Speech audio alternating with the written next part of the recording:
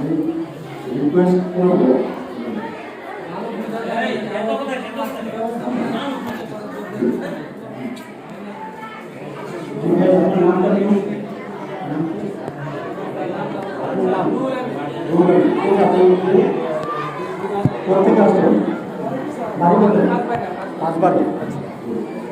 এখন যে বিষয়টা হচ্ছে আপনি আপনি যেমন বলেন আসসালামু আলাইকুম এটা আমাদের সমাজে চলছে। এখন বিষয় হচ্ছে আল্লাহ যে অর্ডারটা রসুলকে করছে আপনার কাছ থেকে অর্ডারটা আসে এই একটু চুপ করো না, সবাই একটু চুপ করো টাইমিং। জি, আল্লাহ যদি রসুলকে বলেন যে তুমি বলো এইটা, রসুল কি কয়টা বলছেন না অন্যটা বলছেন? আপনি উত্তর দেন। আল্লাহ রসুলকে বললেন যে তুমি বলো এইটা, রসুল কি এটা বলবেন না অন্যটা বলবেন? কোনটা বলবেন ভাই? আল্লাহ যেটা বলছে। এখন কোরআনের মধ্যে যেটা আসছে 6 নম্বর সূরা 14 নম্বর, আমি কোরআন দিয়ে তোমার উত্তর দিচ্ছি। আল্লাহ বলছেন যে আয়াতে বিশ্বাসী লোকেরা যখন তোমার কাছে আসে তখন তুমি বলো সালামু আলাইকুম। আয়াত স্পষ্ট, অর্ডারটা আল্লাহ কাকে বলছেন? রসুলকে। কি বলতে বলছেন? সালামু আলাইকুম। এখন রসুল কি কোনটা বলছেন না চেঞ্জ করতে পারে? আপনি বলেন। আল্লাহ যেটা অর্ডার করছে রসুল কিন্তু ওইটাই বলছেন। তো রসুল কিভাবে সালাম দিচ্ছেন বলেন? কিভাবে? সালামু আলাইকুম। আচ্ছা, এখন শুনছেন? এখন আমি আপনাকে যে কথাটা বলছি, এখন অর্ডারটা কার? আল্লাহ। এই কিতাব আছে, এই কিতাব বাদ দিয়ে যদি আপনি অন্য কিতাবে ঠিক আছে, যদি মিলে সমস্যা নেই, যদি না মিলে যদি সমস্যা আছে। এখন আমি যদি বলি যে সালামু আলাইকুম, অর্ডারটা আল্লাহ, আপনি বলছেন রসুল ওইটাই করছেন, আমি এইটা বলবো, তো বললে এখন যদি বলেন যে ভাই তাহলে তো এটা বলা যাবে না, তাহলে আমরা হাদিস মানব। আমি কি কোরআন মানবো না হাদিস মানবো? দুইটা মধ্যে। আচ্ছা, তাহলে আপনি এখন সালামটা দেখবো দুইটা মিলে কিভাবে কিভাবে দেখবেন? এখন শুরু হয় নাই, অবশ্যই আজকের যুগে যে নতুন করে কিছু আসে না, এটা তো আগেও ছিল, এখনো আছে, এটাতেই আছে, এখানে আছে, জি এখানে আছে, হাদিসও আছে। আল্লাহ বলছে যে আমাকে ভালোবাসতে চাও, তো আল্লাহ রসুলকে ভালোবাসো, তো রসুলের অনুসরণ। আচ্ছা আচ্ছা বুঝছি। আমি প্রথম থেকে আচ্ছা এই পাঠটা তো আল্লাহ রসুল শিখেছে আমাদেরকে। এখন আমি আপনাকে বলছি, আপনি আয়াত দিয়ে উত্তরটা দিতে পারবেন না আমাদের মানুষ আপনি প্লিজ আপনি ওনার সাথে কথা বলতে আপনি শুনুন। ভাই প্লিজ একটু চুপ করেন, একটু চুপ থাকতে হবে, আমরা আলোচনা করছি। হ্যাঁ, একটু সময় লাগবে। জি ভাই প্লিজ চুপ করো। জুলেন ভাই, জুলেন ভাই আপনি ওদেরকে ছেড়ে দেন, নিচে যেতে বলেন। হ্যাঁ চলে যান, আমরা একটু কথা বলি, সমস্যা। আমরা শেষ করে নিচ্ছি, আমরা অভিভাবকদের সাথে একটু কথা বলবো।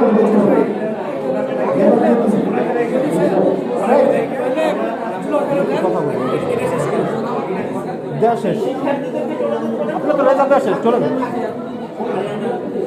চলে যান, ছেড়ে দেন, আমরা একটু কথা বলি ওদের সাথে, ওদের পাই না তো একটু আলোচনা হওয়ার দরকার আছে। হ্যাঁ বোঝাই দিচ্ছে, মানে ওরে দিয়ে কম মাথা নিয়ে, ঠিক আছে না ভাই?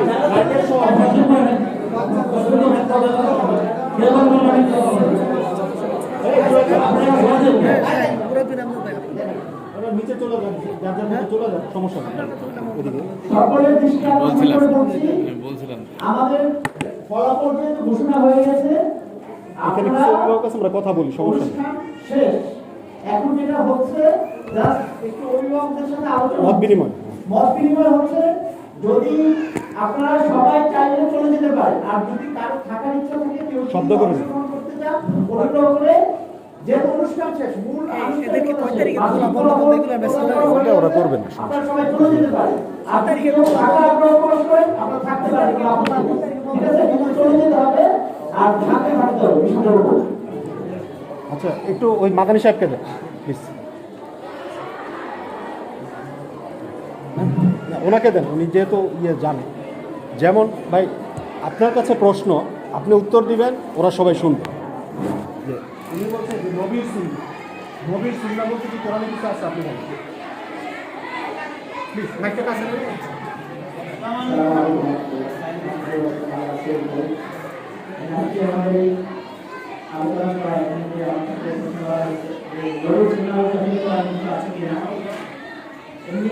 সুন্নাহটা কার এক কথা উত্তর দিলে কারণ সবার প্রশ্ন উত্তর দিতে হবে তো সুন্নাহটা কার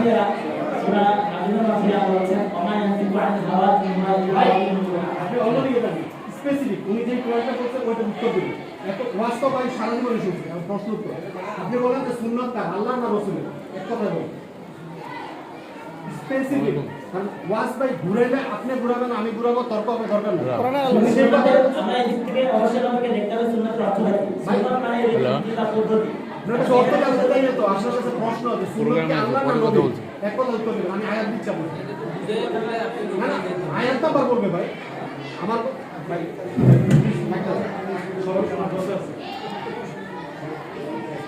সারা বিশ্বে যত আলেম আছে সবাইকে চ্যালেঞ্জ করতে হলে এটা লাগবে, এটার উপরে কোনো বিতর্ক নেই, এটা সবাই জানে। তুমি না ভুল আপনার কাজ, আর যারা এটা দিয়ে বিচার করবে না তাদের হচ্ছে কাফের, যারা কোরআন দিয়ে বিচার করবে না তারা হচ্ছে কাফের।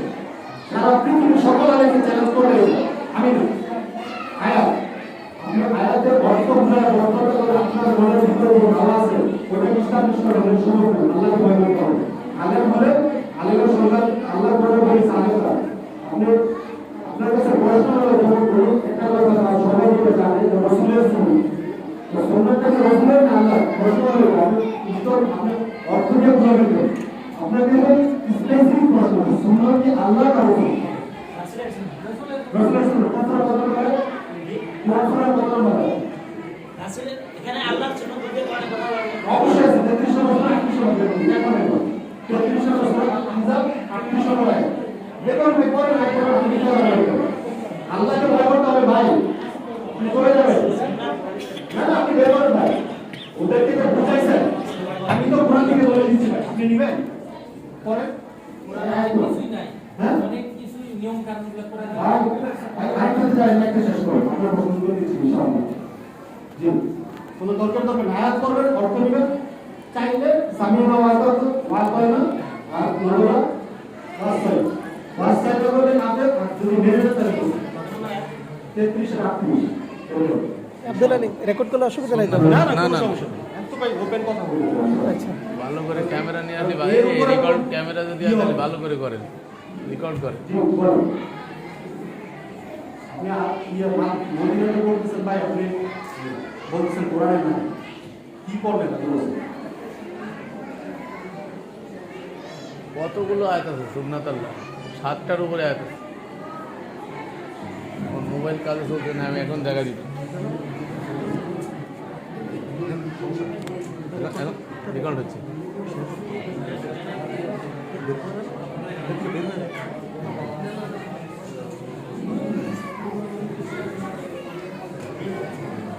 সুন্নাত আল্লাহকে লেখা সবাই প্লিজ যেহেতু কথা হচ্ছে আপনিও জানতে চাচ্ছেন আয়াতের উপরে ব্যবহার না করে শুনুন। এখানে হ্যাঁ আমরা দলিল পেলাম যে আল্লাহর সুন্নাতের বিষয়ে বলা হয়েছে এখানে সুন্নাত আমি এখন এখানে বলি যে সুন্নাত আল্লাহ এবং রাসূলের উভয়ের পদ্ধতি, কারণ আমরা একাধিক আয়াতে জানি আতিউ আল্লাহ ওয়া আতিউ রাসূল, এখানে আল্লাহ বলা হয়েছে না আপনি একাধিক একটা টপিক থাকে আপনি রাসূলের কাছে ভাই ওনার দিকে ব্যবহার করছেন সমস্যা নেই, কিন্তু যে বিষয়টা আপনাদের মানুষকে এই যে বেবাস করে যে মানুষকে ভুল বোঝাচ্ছে আপনারা আয়াত করতে সমস্যা নেই, আপনি বলেন যে কোরআনে নাই আপনি রেকর্ড করতে পারেন পুরো জাতি কাছে যাবে কোনো সমস্যা নেই, আল্লাহকে ভয় করতে হবে। আপনি বলেন যে সুন্নাত রাসূলের কোরআনে সুন্নাতের বর্ণনা করতে পারেন বলেন বলেন একটাতে থাকে যদি একটা বলছে একটা করে সব চলো সারাদিন থাকবে তাহলে 10 দিন থাকবে কোনো সমস্যা নেই, তো ব্যাপারে কোরআনে রব্বানা বাসি রাসূল আমিন নাসু আলাইহি মায়াত ওয়া ইউআল্লিমুহুল কিতাবা ওয়াল হিকমা হিকমা দ্বারা উদ্দেশ্য সুন্নাত হিকমা সুন্নাত আমি শিওর হিকমা সুন্নাত হিকমা সুন্নাত সুন্নাত আর হিকমা কে হ্যাঁ আপনি কিন্তু বড় ভয় করবেন রেকর্ড করতে হবে হিকমা সুন্নাত হিকমা সুন্নাত হ্যাঁ সুন্নাত এবং হিকমা হিকমা গ্রন্থ কোনটা বলেন হিকমা গ্রন্থ কোনটা পৃথিবীর মধ্যে একটা হিকমা গ্রন্থ আছে বলেন হিকমা গ্রন্থ নাম দিতে হবে না হিকমা সুন্নাত গ্রন্থ গ্রন্থ নাম আছে করা হয় সুন্নাত গ্রন্থ আছে সুন্নাত গ্রন্থ সুন্নাত গ্রন্থ হাদিস গ্রন্থ আছে হাদিস গ্রন্থ কোনটা সুন্নাত হাদিসে কোনটা এই গ্রন্থের একটা গ্রন্থের নাম বলো যেটা আমি মানব হাদিসের কোনো স্বতন্ত্র গ্রন্থ আমরা জানি রাসূলের যুগে লিখিত হয়নি সেই যুগে আমাদের হাদিস ছিল পরবর্তীতে আমাদের সুবিধার্থে আমাদের হাতে পৌঁছার জন্য এই বিষয়কে লিপিবদ্ধ করা হয়েছে যারা কিতাবটা লিখছে আলোচনা করে আল্লাহ কি বলছে দুই নম্বর সূরা অনুসরণ করা আছে দুইয়ের অনুসরণ করো আয়াত শুনুন ভাই আমার নিজের কথা শোনার দরকার আমি নিজে কিছু বলবো এখানে যদি ভুল কোনো কিছু হয়ে থাকে তো 1400 বছর আগের থেকে এটা তুলে ভুল আসছে আমরা আয়াত শুনুন আয়াত শুনুন পরে ভুল কিছু না 1400 বছর আগে থেকে কোথায় খেয়াল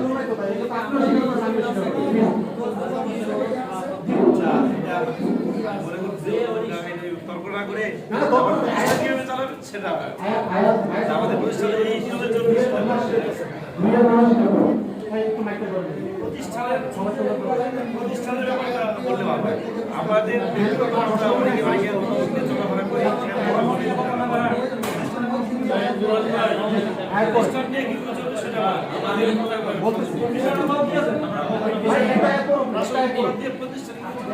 আরে বিষয়টা বাতা দিলে সেটা কথা বলতে ভাই একটু চাইনা জান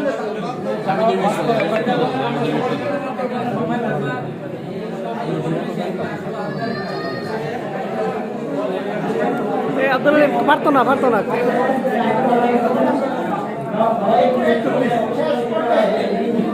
وما يقولون هذا من عند الله ليزيدوا به ثمنا قليلا غير الذين اعطوا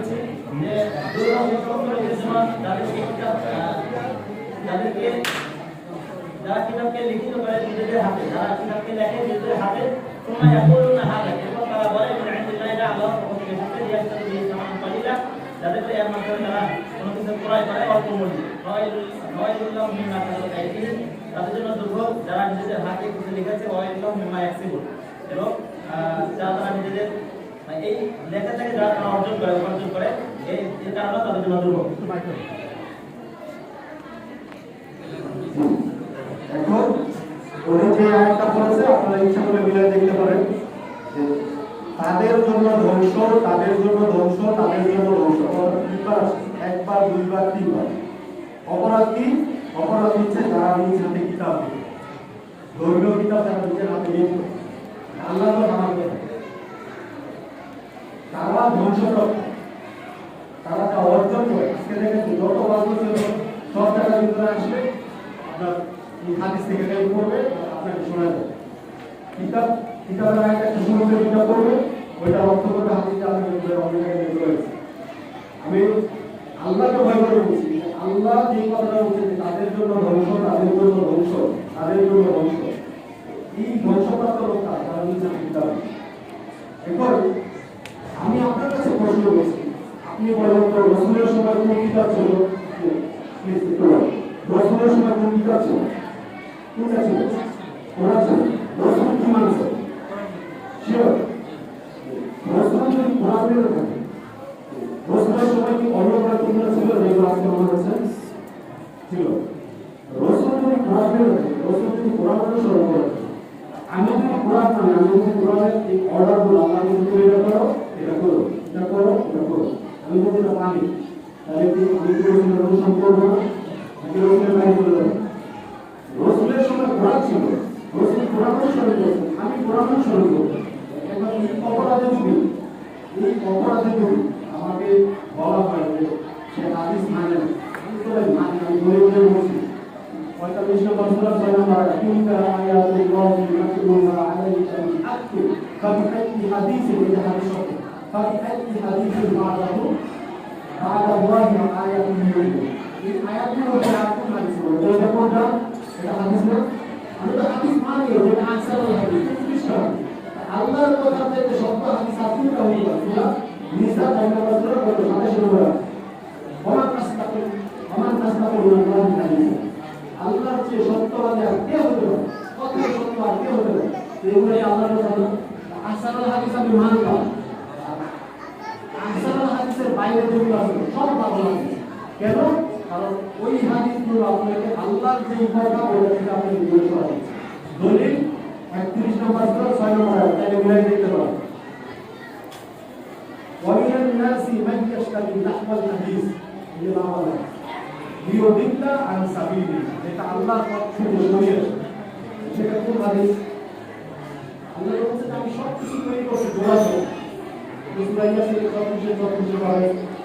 সব বিষয় হচ্ছে যে পজিটিভ হাদিস আছে, নেগেটিভ হাদিস আছে।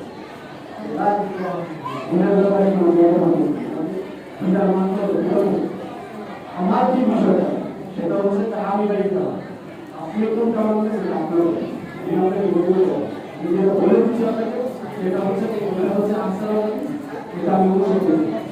আপনি কোন সলিউশন দিবেন আপনার বিষয় আপনার রোগের সামনে একটা হবে, আপনার কোনো আগে নেওয়া যাবে না, আমার সাথে আমাকে রোগের সামনে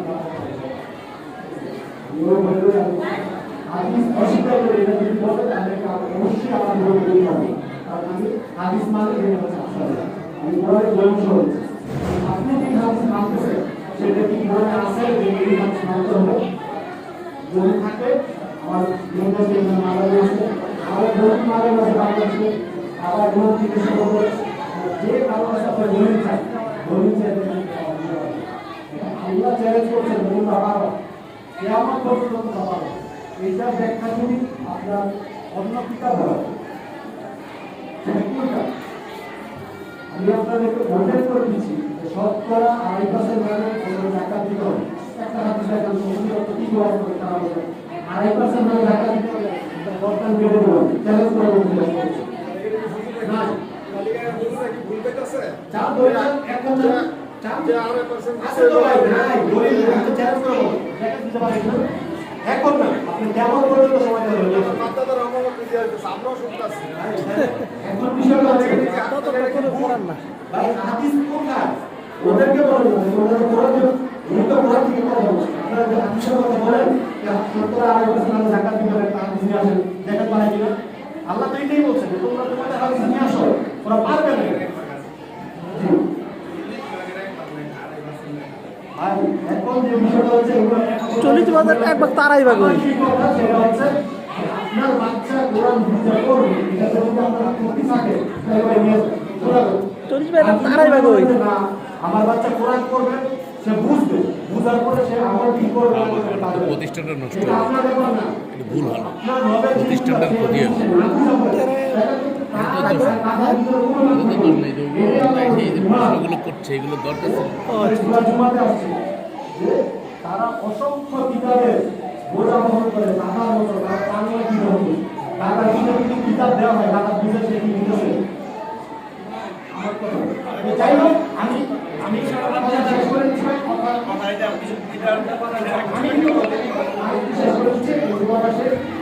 আপনার বাচ্চা এখানে করবে এটা আমার ওয়াদা আমার অবস্থা কিতাব শুনে শেষ করবো সেগুলো করবো আমার কি করবে আমাকে দায়িত্ব এটা ভালো কথা, কিন্তু আপনারা পাশাপাশি আমাদের এই যে হাদিসের গ্রন্থগুলো যেগুলো আমরা পড়াই বা সমাজে প্রচলিত আছে সেটা পড়াবেন, সেটা পড়বেন এখন যদি সেটা পড়ান তাহলে এটা প্রচুর সুবিধা নেই, কিন্তু এটা না পড়া যদি এক পেপারে দিতে চান তাহলে তো আমাদের এটা প্রচলিত সমাজে এই সমস্যা রাষ্ট্রীয় হ্যালো সেটা হলো সালাম আলাইকুম। কোরআন হলো পূর্ণাঙ্গ জীবন বিধান। এখানে পরে কথা নাই হ্যাঁ সকল কিছু এটার মধ্যে স্পষ্ট করা আছে, সকল কিছুর সমাধান এটার মধ্যে আছে। মাদ্রাসা যেহেতু আমরা কোরআনটাকে অবশ্যই আমরা এখানে পড়াতে চাই যাতে পরিপূর্ণভাবে অর্থসহ বুঝে করতে পারে। পাশাপাশি আমি যে বিষয়টা বললাম সেটা হলো আমরা এখানে একটা ইংলিশ মিডিয়াম স্কুলে একজন শিক্ষার্থী যা শিখে যতটা স্কিল হয় আমরা এখানে শিখাবো। আমরা টেকনিক্যাল বোর্ডের আন্ডারে যেই ধরনের কোর্সগুলো আছে, মানে একটা শিক্ষার্থী ধরেন আপনার এসএসসি লেভেলে কারিগরিতে যেই শিক্ষাটা অর্জন করবে, আপনার ইংলিশ মিডিয়ামে এসএসসি লেভেলে যেই ধরনের শিক্ষাটা অর্জন করবে, আমাদের চেষ্টাটা থাকবে যে একটা ইংলিশ মিডিয়ামে সে ক্লাস 8-এ পড়ে যে বাচ্চা যতটুকু শিখবে, ম্যাথমেটিক্স যতটুকু শিখবে, গ্রামার যতটুকু শিখবে, ইংলিশ যতটুকু শিখবে, আমাদের শিক্ষার্থীরা তা শিখবে। টেকনিক্যাল বোর্ডের যে সিলেবাস আছে আমরা একটা সবগুলো সংমিশ্রণ একটা সিলেবাস তৈরি করতে চাই। যে এখন কেউ যদি মনে করে যে আমার বাচ্চা স্ট্রেস নিতে চায় না, পড়বে না, আমরা এটা ওপেন করে দিব যে বাধ্যতামূলক না, করতেই হবে এরকম না। মানে আমরা শিখাতে চাই, এর জন্য কিন্তু আমরা চার্জ দিব না। মানে আমরা চাই একজন শিক্ষার্থী এখানে শিখবে, পড়াশোনা করবে, সে যেন পরিবারের বোঝা না হয়, সে যেন আর শিক্ষার্থী হয়। মানে আমরা চাই তাদেরকে প্রপার নলেজটা দিতে। এখন মানে SSC 8, 9 বা 5-এর সমমান শিক্ষার্থী ইংলিশ মিডিয়ামে যা শিখবে আমরা চাই সব কিছু শিখবে, সে টেকনিক্যাল নলেজ সমমানের সব কিছু শিখবে। সে এখানে এখন যদি মানে আমি শুরুতেই বলছি, আমরা তো এটা আসলে উদ্দেশ্য একটাই, সেটা হলো যে এই প্রতিষ্ঠানটা আমরা করতে চাই প্রয়োজন আমরা একজন শিক্ষার্থীকে পড়াবো। বিষয়টা হলো যে এখানে শত শত শিক্ষার্থী দরকার, একজনকে শিখাবো, একজনকে পড়াবো, সে যেন সঠিক শিক্ষাটা পায়, সে যেন দেশের সম্পদ হয়। আমাদের উদ্দেশ্য একটাই। এখন যদি আমরা কিন্তু টেকনিক্যাল লাইনে আমাদের প্রতিষ্ঠান আছে, জেনারেল লাইনে আমাদের প্রতিষ্ঠান আছে, প্রয়োজনে আমি একবার স্পষ্ট করতে চাই, প্রয়োজনে যদি আমাদের এই মাদ্রাসায় কোনো শিক্ষার্থী না থাকে, একজন শিক্ষার্থী, একজন অভিভাবক যদি মনে করে যে না আপনারা যেটা পড়াচ্ছেন, যেভাবে পড়াচ্ছেন আমি রাখতে চাই, একজন শিক্ষার্থীর জন্য আমার যত শিক্ষক লাগে আমি তত শিক্ষক দিব, যত সাবজেক্টের শিক্ষক লাগে আমি তত সাবজেক্টের শিক্ষক দিব। কিন্তু তাদেরকে আমরা এমনভাবে গড়ে তুলতে চাই তারা যেন দেশের সম্পদ। আমি আশা করি আমার এই কথার মাধ্যমে আপনাদের সকলের যত প্রশ্ন আছে উত্তরটা আপনারা পেয়ে গেছেন। এখন যদি এরকম হয় যে না আমি তাহলে আমার শিক্ষার্থীকে আমি ইংলিশ মিডিয়ামে দিতে পারতাম, আমি ইংলিশ মিডিয়ামে দিতে পারতাম, আমি এখানে ইংলিশ পড়াবো না, আমি ম্যাথমেটিক্স পড়াবো না, যদি আপনাদের মনে হয় যে না এটা ভালো হবে না, আমার সন্তানের ভবিষ্যৎ অন্ধকার হবে, তাহলে আমি অনুরোধ করব যে আপনারা অবশ্যই বাংলাদেশে অনেক ভালো মাদ্রাসা আছে, অনেক ভালো প্রতিষ্ঠান আছে, আপনাদের অপশন আছে। আমরা কিন্তু কাউকে জোর করে এখানে রাখতে পারি না। আমরা এইটুকু বলতে পারি, আমরা এমনভাবে আমরা একটা শিক্ষার্থীকে গড়ে তুলতে চাই যে দেশের বোঝা হবে, যে দেশের সম্পদ হবে। এখন যদি আপনারা মনে হয় যে না এই প্রতিষ্ঠানটা ভালো হবে, আমি বিশ্বাস করি যে আপনারা আপনাদের সন্তানকে কন্টিনিউ করবেন। আর যদি আপনাদের মনে হয় যে না এটা ভালো হবে না, আপনাদের এটা ওপেন আছে, অপশন আছে, আপনারা যে কোনো সময় কিছু সন্তানকে ভালো আমরা কোনো শিক্ষার্থীকে আটকে রাখার কোনো সুযোগ নেই। আশা করি আমার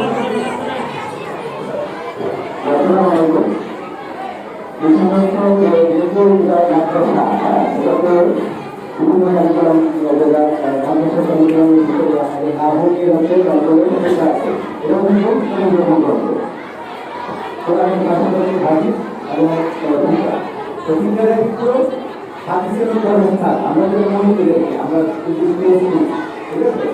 তো মূলত এখানে পড়ানোর পাশাপাশি হাদিস সম্পর্কে যেগুলো কাজী কোরআনের মধ্যে হাদিস আছে, তাফসীর আছে, নাহওয়ী আছে, সব কিছু চলবে। এবং গুরুত্বটা কি? গুরুত্বটা হচ্ছে কোরআন। অর্থসহকারে এটা বলে না যে কোরআন পড়তেই হবে, বাধ্যতামূলক শুরু হবে না, কখনো থাকবে না, সব কিছু দিয়েই আমাদের এটা চলবে। বিষয়টা হচ্ছে তারা বলছে আমরা নতুন প্রক্রিয়া যেটা সংস্কৃতিকে তারা শুধু করে কোরআন পড়াবো। আমি তাদেরকে জবাব দিয়েছি শুধু করে কোরআন পড়াবে না, কোরআন বুঝে পড়াতে হবে। বিষয়টা সব পড়াইতে হবে, এটা কোরআন বুঝে পড়াতে হবে, শুধু করে কোরআন পড়াবে তা না। এবার আসেন আমাদের মাদ্রাসা ব্যবহার কি আছে, নাজমুল আছে না, সেটা সত্য। যারা এখানে মাদ্রাসা ব্যবহার করছে তারা বিচার করছে। তো আমি যেটা খেয়াল করেছি সেটা চিন্তাও কিন্তু হাদিসের পরস্কার চিন্তা পড়াইতে হবে, কারণ এটা বোর্ডের নীতিমালায় আছে যে চিন্তা পড়াইতে হবে, সবই পড়বে, তবে কোরআনটা বুঝে পড়বে, কারণ বুঝ যদি না হয় তাহলে হবে না। এখন আপনার ছেলেকে আপনি মাদ্রাসা পড়াচ্ছেন, মাদ্রাসা দিয়েছেন, সিলেবাস অনুসরণ করতে হবে। আপনি যদি সিলেবাস অনুসরণ না করেন আপনাকে মাদ্রাসার সার্টিফিকেট পাবেন? সিলেবাস অবশ্যই অনুসরণ করতে হবে, এই সিলেবাস। কিন্তু মূল বিষয়টা হলো আপনাকে কোরআনটা পড়তে হবে অর্থসহ, বুঝে পড়তে হবে, এইটা হলো মূল বিষয়। কিন্তু এখন যদি কোরআনটা যদি অর্থসহ আপনাকে না বুঝানো হয়, না পড়ানো হয়, আমাদের কি এক জায়গাটা হলে এই জায়গায় কোরআনটাকে আলাদা শুধু হাদিসটা পড়াবে না, আমরা সেটা চাই। আপনি কোরআনটা পড়বে, শিক্ষার্থীরা পড়বে, তারা অর্থসহ বুঝে গেল। মানে এটা হলো মূল বিষয়। এরপরে যদি আমরা যদি অতিরিক্ত তাকে যদি আমরা কম্পিউটার শিখাই, আপনার ক্ষতি হবে? তাকে যদি আমরা হাতের কাজ শিখাই, আপনার ক্ষতি হবে? ক্ষতি হবে না। এখন আমরা কিন্তু আমাদের শিক্ষার্থীদেরকে যারা ক্লাস 5 পর্যন্ত পড়াশোনা করছে, 8ম শ্রেণী পর্যন্ত পড়াশোনা করছে, তাকে কিন্তু আমরা কি করতেছি, হাতে কলমে কাজ শিখার চাকরি দিয়ে দিচ্ছি, 100 বছর চাকরি দিয়ে দিচ্ছি, 1 টাকা বেতন দিচ্ছি, আমাদের টাকা দেবে, গভর্নমেন্ট টাকা। মানে বিষয়টা কি, এখন আপনার শিক্ষা বোর্ডের সিলেবাসটা আমাদেরকে অবশ্যই অনুসরণ করতে হবে, কিন্তু আমরা অতিরিক্ত শিখাবো। এখন যদি এরকম হয় যে না আমি কোরআনই পড়াবো না, অর্থ শিখাবো না, আমি শুধু হাদিস শিখাবো, তাহলে আমার দরকার, আমি শুরুতেই বলছি, তাহলে আমি মাদ্রাসা বন্ধ করি, চালাবো না, মেসেজ করে আশা করি বুঝতে পারবো। ঠিক আছে ভাই একটু এক মিনিট একটু আমার সালাম আলাইকুম ভাই, একটু আমি একটু কথা শুনি 1 মিনিট। এই যে প্রতিষ্ঠানটা যেখানে আমরা বসে আছি, এই অত্র অঞ্চলে যত প্রতিষ্ঠান আছে সেই প্রতিষ্ঠানের ভিতরে এই প্রতিষ্ঠানটার সুনাম আছে কিনা, সর্বোচ্চ আছে কিনা। আর সমস্যাটা দেখা দিয়েছে কি, কিছু বদনাম, কিছু সমালোচনা হচ্ছে, এটা আসলে বুঝের ভুল, আর কিছু না। এখানে কিন্তু উনি বলেছেন যে আমরা কিন্তু সরকারিভাবে যে সিলেবাস, সেই সিলেবাস এখানে প্রতিষ্ঠা করার জন্য আমরা অনুমোদন পেয়েছি। তাহলে সরকারি প্রতিষ্ঠানের ভিতরে যে সিলেবাসের ভিতরে যা আছে সেগুলো এখানে পড়ানো হবে না। এখানে কোরআনকে অগ্রগণ্য করার জন্য বারবার বলা হচ্ছে, এটাতে আমাদের তো কারো আপত্তি থাকার কথা না, কি কথা ঠিক কিনা? এটা তো আমাদের ইমানের বিষয়। আমি যদি একটু খয়রুল কুরুনি চলে যাই, শেষে চলে যাই, আর রসুলের সুন্নাত বলছেন আর রসুলের হাদিস বলছেন, আমি আপনাদেরকে প্রশ্ন করি, আল্লাহ রসুলের মাদ্রাসার দিকে একটু চলে যান তো। আল্লাহ রসুলের মাদ্রাসার ছাত্র ছিল না আবু বকর, ওমর, তালহা, জুবাইর, বিল্লাহ, আম্মার, ইয়াসার, তাদেরকে আল্লাহ রসুল কি পড়াইতেন? অতএব আমি আর বাড়াতে চাচ্ছি না, আমরা ওইখানেই যেতে চাচ্ছি, ওইটাই করতে চাচ্ছি, আর সাথে সাথে সম্পূর্ণ এগুলো আমরা সব করবো। অতএব আপত্তির কোনো কিছুই নাই, অভিভাবক আর সংখ্যার কোনো কিছু নাই, কোনো অভিভাবক যেন সংখ্যার ভিতরে থেকেন না। আমরা এখানে অন্যান্য প্রতিষ্ঠান থেকে আরো সর্বোত্তমভাবে এখানে প্রতিষ্ঠান চলবে ইনশাআল্লাহ রহমান। তো আমরা কোরআনকে অগ্রগণ্য রাখবো, এটা আমাদের ইমানের বিষয়। এখানে কারো আপত্তি থাকার কথা না, কেউ যদি আপত্তি করে তার ইমানের সমস্যা হবে। আল্লাহ পাক আমাদের সকলকে বুঝার তৌফিক দান করুন।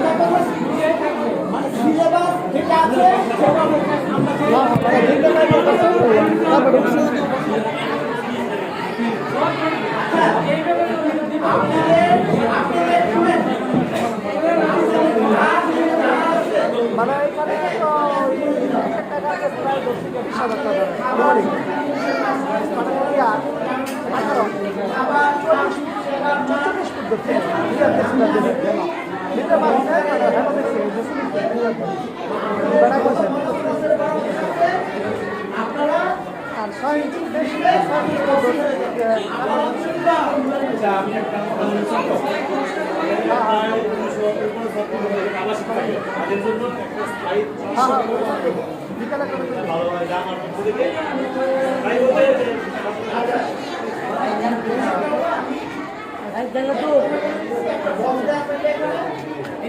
মানে বক্সের মধ্যে আপনাদের যার যেটা পরামর্শ সেটা আপনারা আমরা এই ওই যে এগুলো এইটাই আর কি। কিন্তু আমি ওই যে হ্যাঁ কমিটির একটা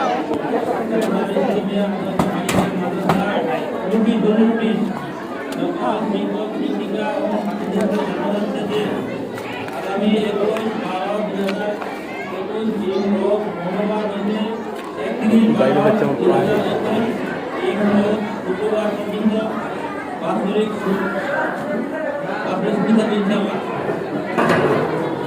আগামী 1/1/2022 আজ দিনগুলো পরিবারদের সরকার কার্যক্রম চালানো হয়েছে।